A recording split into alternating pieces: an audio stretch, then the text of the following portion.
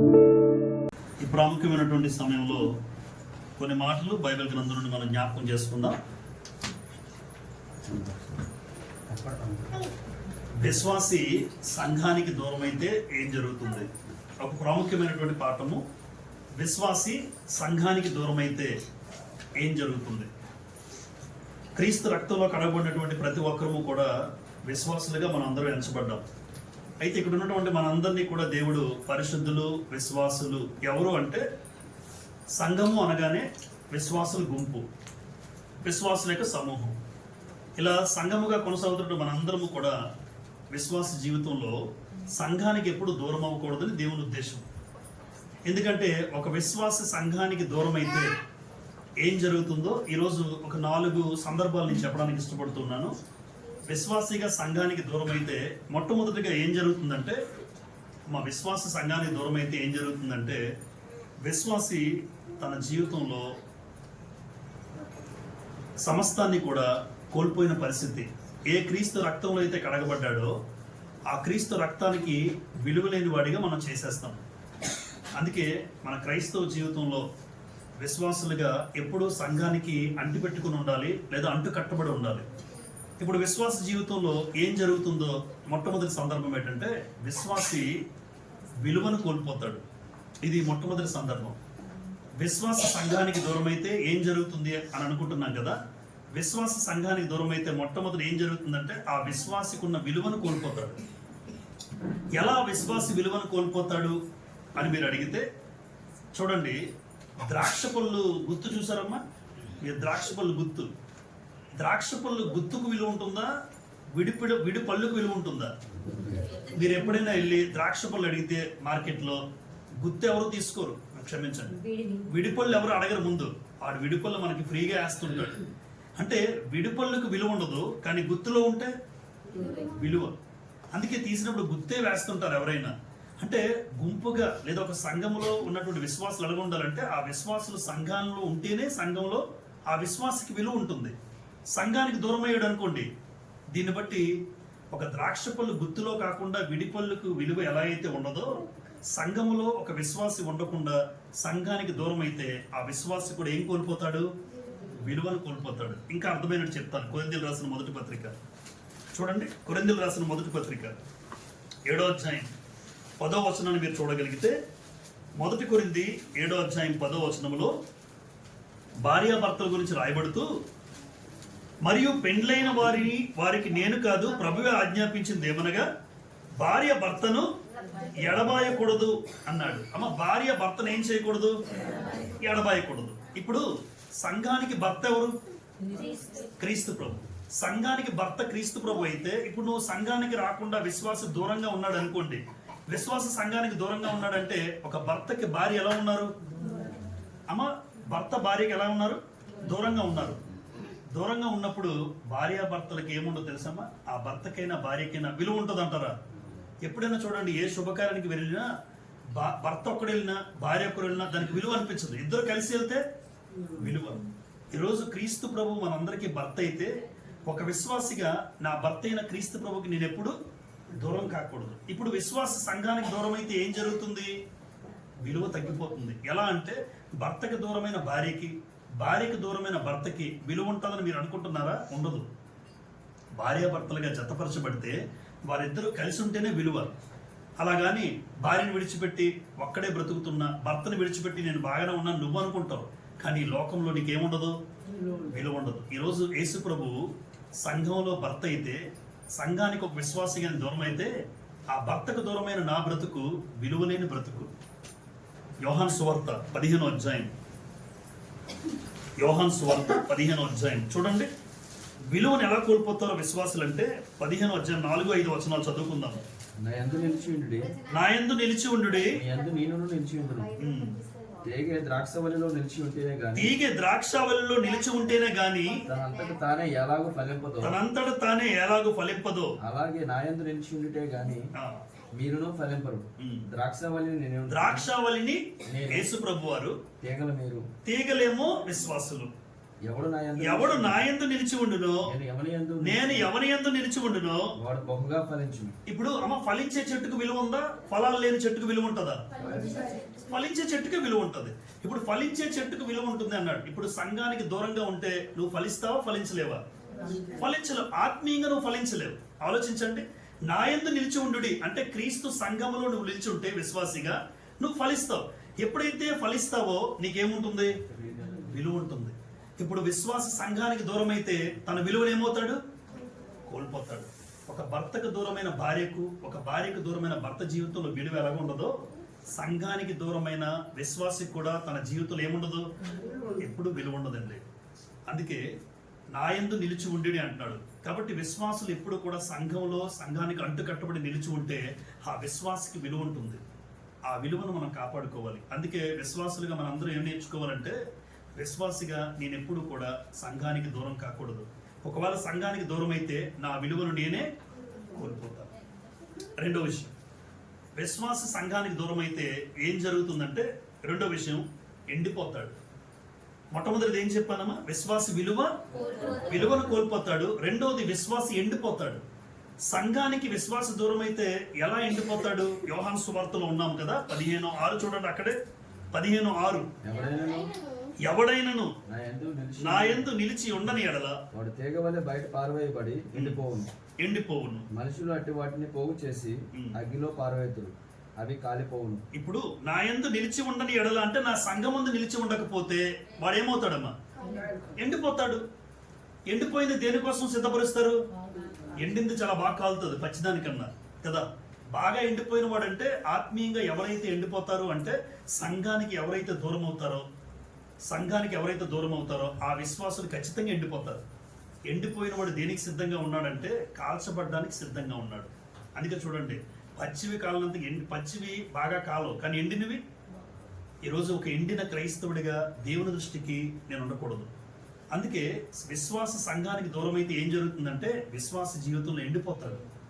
ఆత్మీయ స్థితిలో ఏమవుతాడు? ఎండిపోతాడు. 52వ కీర్తనలో దావీదు గారు తన వ్యక్తిగత అనుభవాన్ని చెప్తూ 52వ కీర్తన ఆయన ఏమంటాడంటే 8వ వచనంలో, నేనైతే దేవుని మందిరములో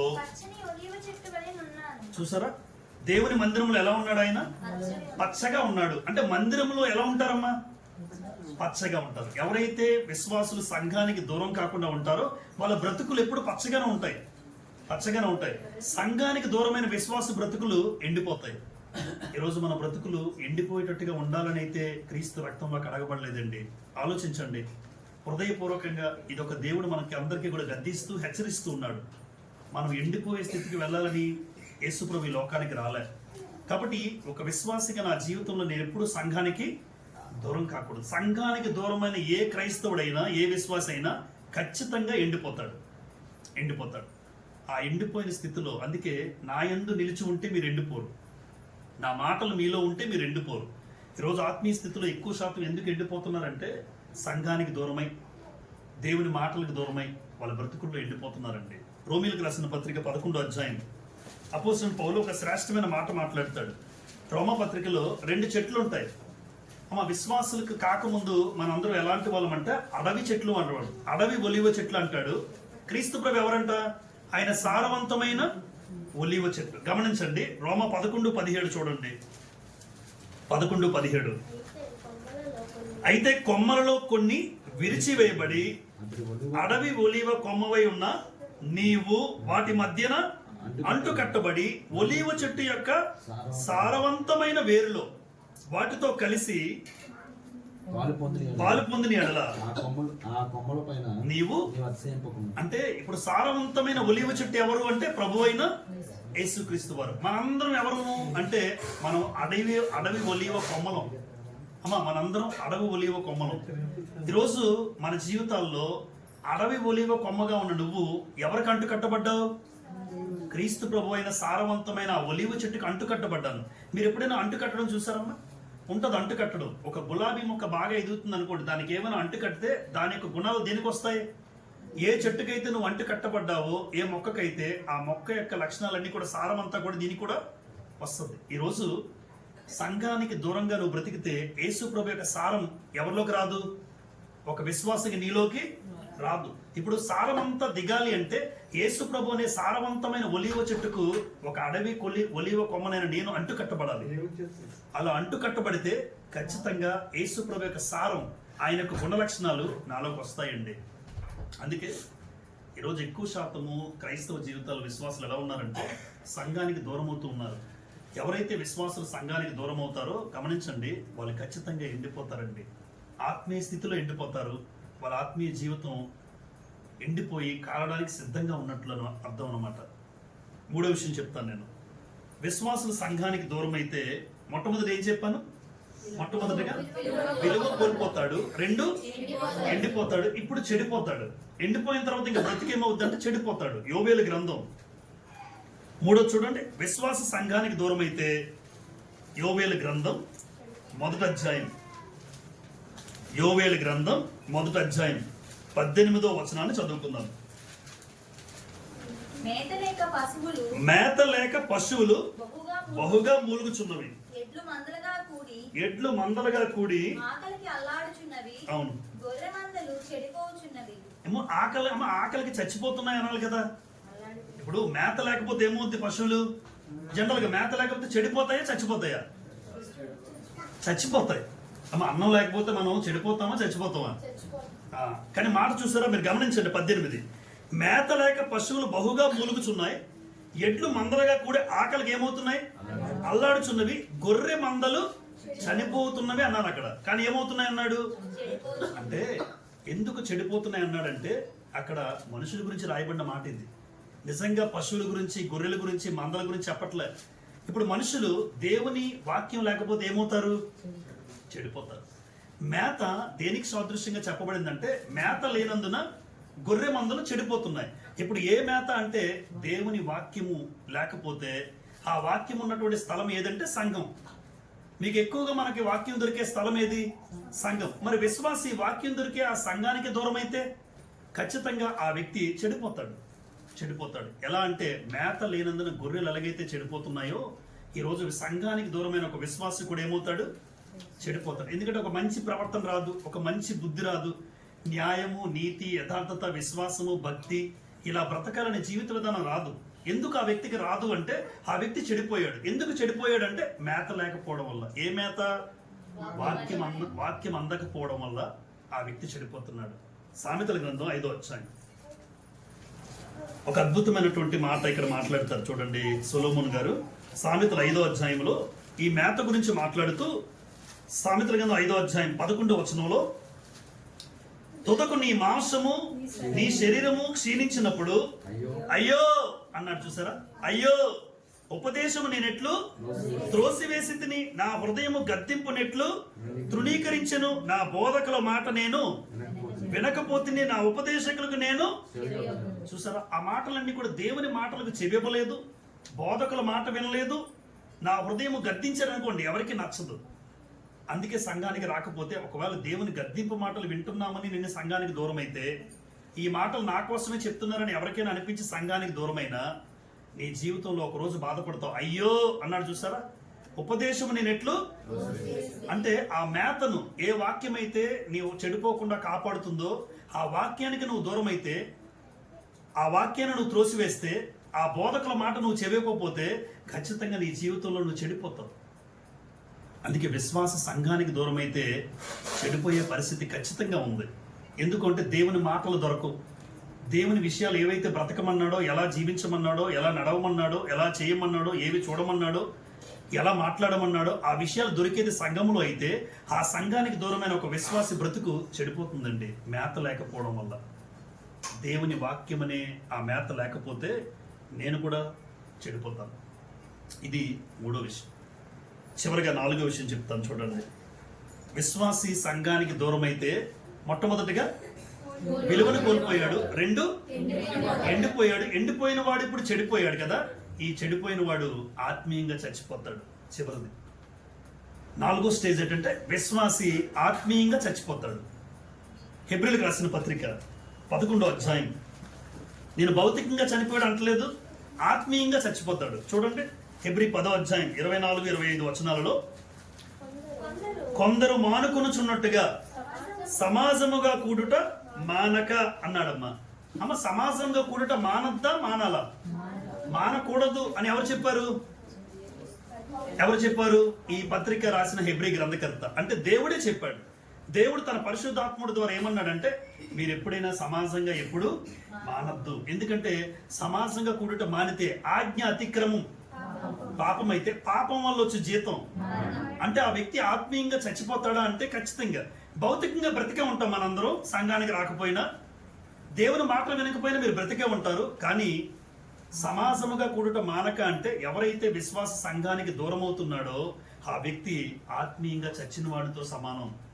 ఎందుకు అంటే ఆజ్ఞను, దేవుడిచ్చిన ఆజ్ఞ సమాజముగా కూడుట మీరు మానద్దు అంటే నేను మానుతానంటాడు. ఆజ్ఞ చెప్పింది ఒకటి, అతిక్రమించాడు, అది పాపముగా పరిణమించి ఈ పాపం వల్ల ఏం సంపాదించుకున్న జీతం మరణం. అంటే ఆ వ్యక్తి ఆత్మీయంగా చచ్చిపోతాడు. చూసారా స్టేజ్లు ఎలా ఉన్నాయో? విలువను కోల్పోయాడు, ఎండిపోయాడు, చెడిపోయాడు, ఆఖరికి ఆత్మీయంగా చచ్చిపోయాడు. ఆలోచించండి, విశ్వాస జీవితంలో సంఘానికి దూరం అయితే ఇంత ప్రభావం ఉందండి, ఇంత ప్రభావం కనబడుతుంది. చేప ఎప్పుడు కూడా ఎక్కడ ఉండాలంటే సముద్రంలో ఉండాలి. మీరు ఆలోచించండి, సముద్రంలోనే చేప ఉండాలి. ఇప్పుడు చేప సాహసించి నేను ఒడ్డుకి వెళ్ళిపోతాను, ఒడ్లో బ్రతుకుతాను, సముద్రానికి దూరంగా ఉంటాను అని చేప ఎప్పుడు సాహసించదు. ఎందుకు చేప సాహసించదంటే బయటికి ఏమి వెళ్తే నా పరిస్థితి ఏంటో ఎవరికి తెలుసు? ఈరోజు మనిషికి తెలియదు. ఈరోజు మనిషి అంటున్నాను కానీ విశ్వాసకి తెలియదు. విశ్వాస చాలా సింపుల్గా సంఘానికి దూరం అవుతూ ఉంటాడు. ఏముందలే అనుకుంటుంటారు, కానీ చేపలు అనుకోదు. ఈరోజు చేప యోబు గ్రంథం 12వ అధ్యాయం, చేప కూడా మనుషులకు బోధిస్తుంది అంటే బోధిస్తుంది. యోబు గ్రంథం 12వ అధ్యాయం చూడండి అన్నమాట. యోబు గ్రంథం 12వ అధ్యాయం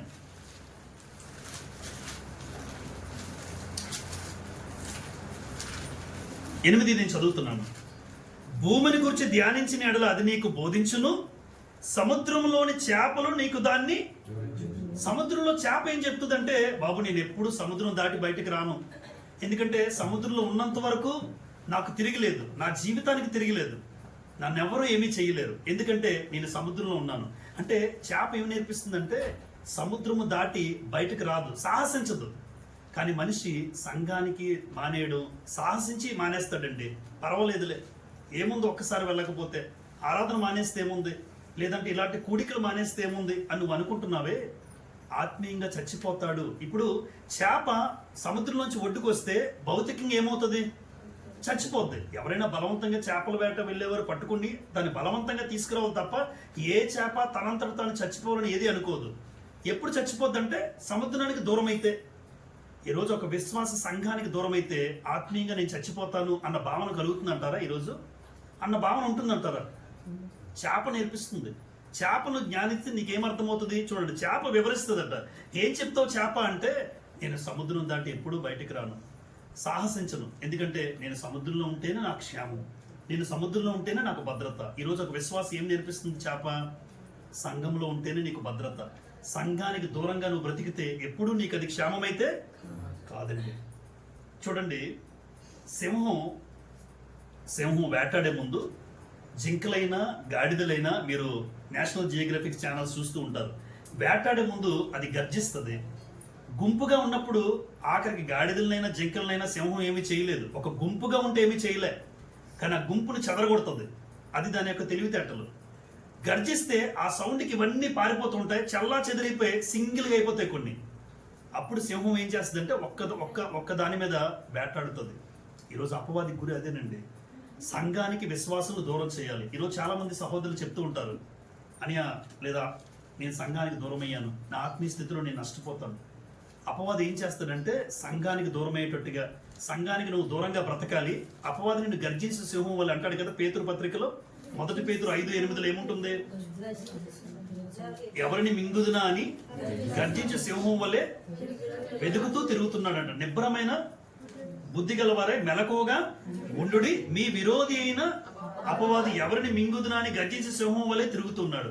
అపవాది ఎలాగైతే తిరుగుతున్నాడో, సింహం ఏ రీతిగా ఒక వ్యక్తిని లేదంటే ఒక జంతువుని మింగాలని ఎలాగైతే ఆశపడుతుందో చెదరగొట్టి ఒక్కడైపోతే చాలు, ఐకమత్యాన్ని తీసేస్తుంది.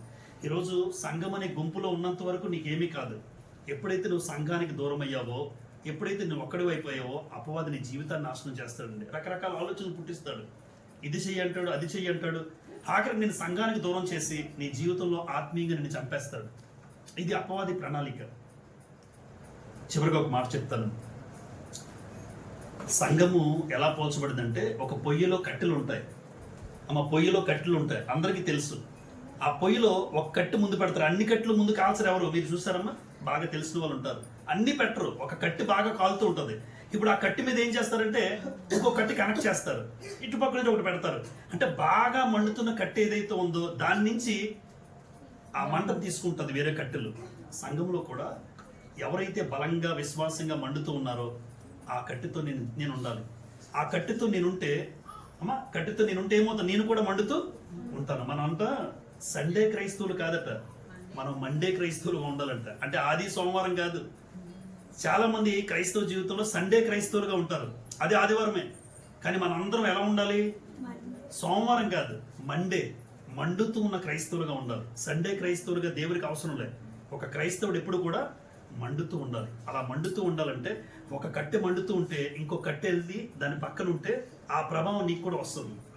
సంఘానికి ఎందుకు దూరం అవ్వకూడదంటే సంఘానికి వెళ్తున్నప్పుడు ఏం చూస్తాం, వీళ్ళు భలే మండుతున్నారా, ఎప్పుడు ఆత్మీయతలు ఎదుగుతున్నారు.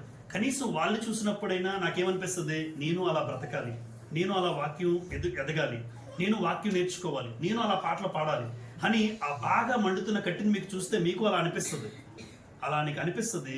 అదే సంఘానికి దూరం అయితే ఆత్మ ఆర్పకుడి అన్నాడు దేవుడు.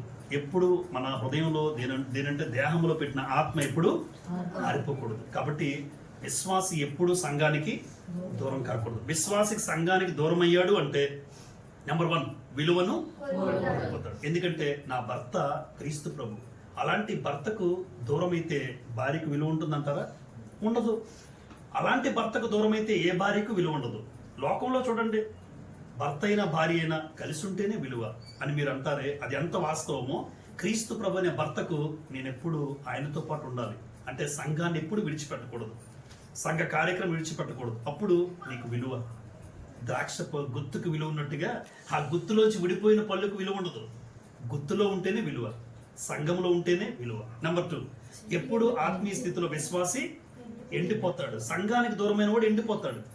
కానీ దావీదు అంటున్నాడు, నేనైతే దేవుని మందిరములో పచ్చని ఒలీవ చెట్టు. పచ్చగా ఉన్నాడు. ఎందుకంటే నీళ్లు వెళ్తుంటే ఎలా ఉంటాడు మా మొక్క? నీళ్లు వెళ్తే చెట్టు ఎలా ఉంటుంది? యెహోవా ధర్మశాస్త్రం ఆనందించుచు దివారాత్రము దాన్ని ధ్యానించువాడు అతడు నీటి కాలువల యోరం నాటబడినదై ఆకువాడక తన కాలమందు. ఇప్పుడు నీటి పక్కన ఉన్న చెట్టు ఎలా ఉంటుందో వాక్యానికి అంటుకట్టబడిన వ్యక్తి కూడా ఎండిపోడు. ఎప్పుడు ఎండిపోడు. కాబట్టి ఎండిపోయినటువంటి వాడు చెడిపోయే పరిస్థితి ఉంది. ఎవరైతే వాక్యానికి దూరం అవుతూ ఉంటారో, మేత లేకపోతే పశువులు మూలిగి ఆ గొర్రె మందలు చెడిపోతున్నట్టుగా నా జీవితంలో నేను కూడా వాక్యం అనే మేత లేకపోతే చెడిపోతాను. చివరిగా చెడిపోయిన వాడు ఆత్మీయంగా చచ్చిపోతాడు. ఎందుకు అంటే ఆత్మీయ స్థితిలో సమాజముగా కూడట మానద్దు అని దేవుడు అంటే, నేను మానేస్తున్నానంటే దేవుని ఆజ్ఞని నేను అతిక్రమిస్తున్నాను. ఏదో ఒక పనిలో ఉంది, ఉద్యోగం ఉంది, రాలేకపోతున్నావు, వెరీ గుడ్. లేదా నీకు ప్రాముఖ్యమైన పని వల్ల నేను మందిరానికి 1 రోజు 2 రోజులు దూరం అయితే అర్థం ఉంది. కానీ ప్రతిసారి కూడా దేవుని సన్నిధికి, దేవుని మాటలకు, దేవుని సంఘానికి ఒక విశ్వాసం దూరం అవుతున్నాడంటే ఆ వ్యక్తి జీవితం ఖచ్చితంగా నాశనం చేసుకున్నవాడే. అలాంటి స్థితి ఎవ్వరికి రాకూడదు. అందుకే అన్నాను, మనం ఏ క్రైస్తవులు? మండే క్రైస్తవులు. కేవలం నామకార్థమైన సండే క్రైస్తవులుగా ఉండదు. ఎప్పుడు కూడా నేను మండుతున్న క్రైస్తవుడిగా ఉండాలి. ఆత్మను ఎప్పుడు అలాంటి ధన్యకరమైన జీవితం అందరూ పొందుకోవాలని, విశ్వాసిగా ఎప్పుడూ సంఘానికి దూరం కాకుండా ఆ గుంపులో ఒకటిగా నేను ఉండాలి. ఆ గుంపులో మండుతూ మండేటట్టుగా, నేను కొంతమందిని మండించేటట్టుగా నా జీవితం ఉండగలగాలి. అందుకోసం దేవుడు సంఘం ఏర్పాటు చేశాడు, సంఘ సహవాసాన్ని ఏర్పాటు చేశాడు. ఆ రోజు బాప్తిజం పొందినప్పుడు ఏం చేశారు? 4 విషయాలు కదా. 3000 మంది బాప్తిజం పొందితే పేతురు గారు ప్రసంగించిన రోజున అపోస్తుల బోధయందును సహవాసమందును రొట్టె వెచ్చుట ప్రార్థన అంటాడు. అందులో 4 ప్రాముఖ్యమైనది ఏది? సహవాసం. సహవాసాన్ని ఎప్పుడు విడిచిపెట్టకూడదు, ఎప్పుడు సహవాసంలో ఉండాలి. ఫలానా సహోదరుని మండుతుంటే నేను మండుతాను. సంఘానికి రాకపోతే ఎవరు మండుతున్నారో నా జీవితం ఆరిపోద్ది. ఆరిపోయిన జీవితంగా మనం ఉండకూడదు. ఒకరిని వెలిగించేటట్టుగా నీ జీవితం ఉండాలి. ఓపికతో మీ అందరికీ కూడా ప్రభువుకి వందనాలు చెల్లిస్తున్నాను. ప్రార్థన చేసుకున్నాం.